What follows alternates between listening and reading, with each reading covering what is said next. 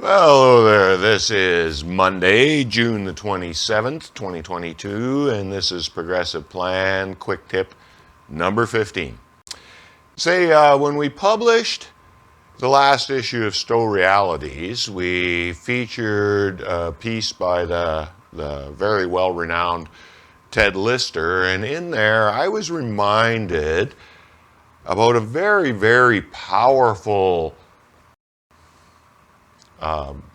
turnaround management practice that is particularly difficult to sell. And so before I even go down the road and we start talking about it, let me just confess, I was never able to sell this concept to my own steering teams and leadership teams. But I always did fight for it, and I honestly believe people should continue fighting for it because it's extraordinarily powerful. What am I talking about? I'm talking about staggering your start times, offsetting your shifts. Now, right away, as soon as you bring that up, you hit a wall of objections with a bunch of reasons why it won't work. So I'm going to try to show you how come we can work around those reasons. But before I start, I'll tell this one personal story. I was successful in one way.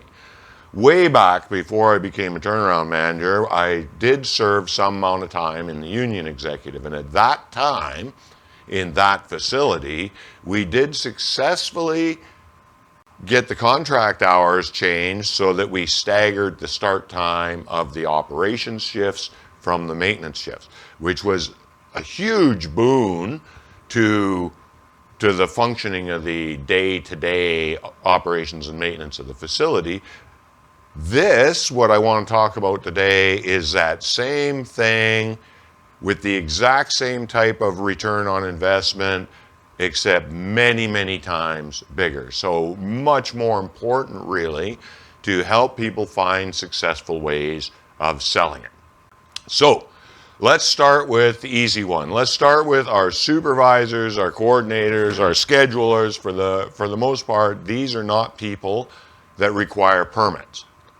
So let's say these people are going to work 13-hour days, and they're going to start their day at 6:30 in the morning, and they're going to work through until 7:30 at night. Okay, and then that's going to allow there to be good continuity, good overlap. Remember, our turnaround supervision holds the primary responsibility for smoothing us through transition points and mitigating threats to momentum.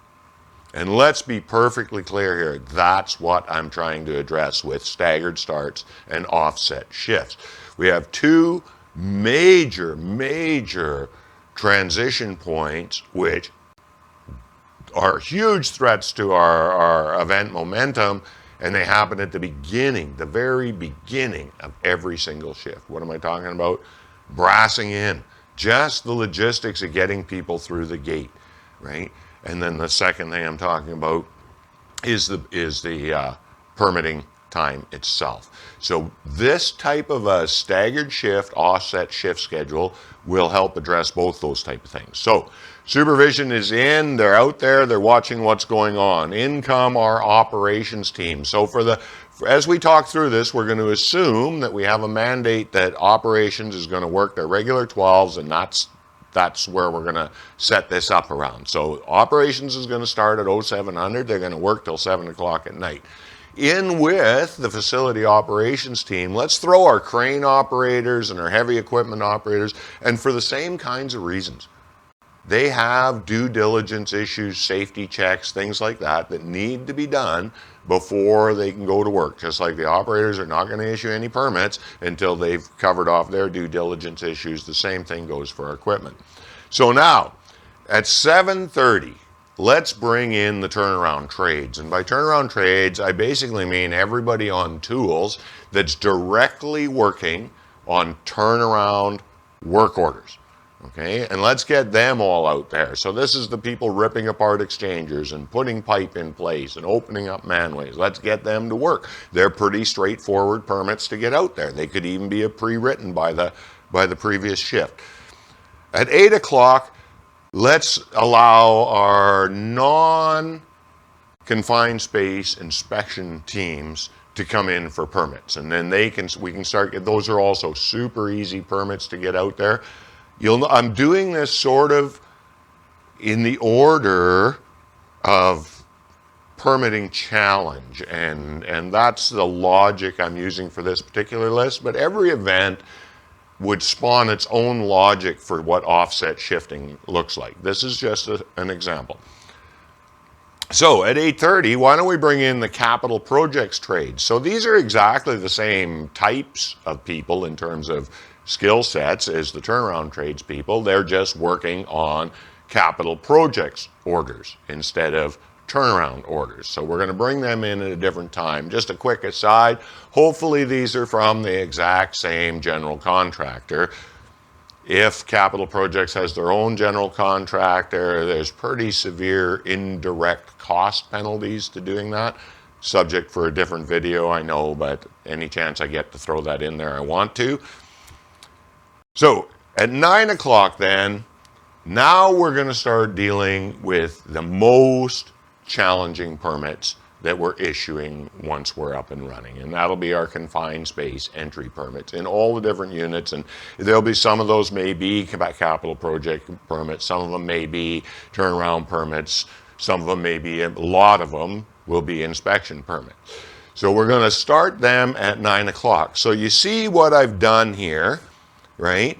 We've got everybody's finishing at the same time as the operator that wrote the permit, because that is the number one challenge you get when you first start talking about this. Well, a safe work permit is a legal document, and we can't ask a man that's gone home from work to hold liability on a permit that's still active. So that's where the whole thing comes.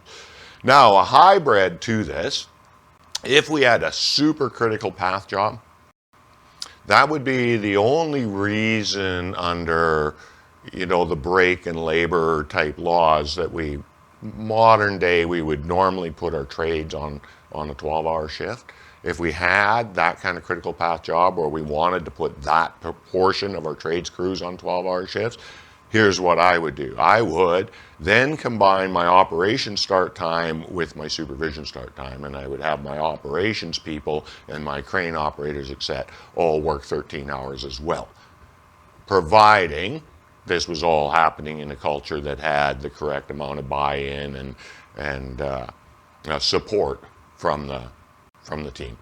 So anyway, that's my thought on offset shifts. I recognize it's difficult to sell. I confess that I didn't have the salesmanship skills to do it myself, but it will save vast amounts of money. Difficult to calculate even how much, because what we're addressing here is our transition points and our threats to momentum, and we're addressing them at the very, very beginning of the shift. If we can get past this normal pile up at the gate, pile up at the permit shack thing, magic, as far as looking at it from not being there looks, it'll seem like magic what difference it makes to our budget. Have a very nice day. See you next Monday. Please do click on my subscription button.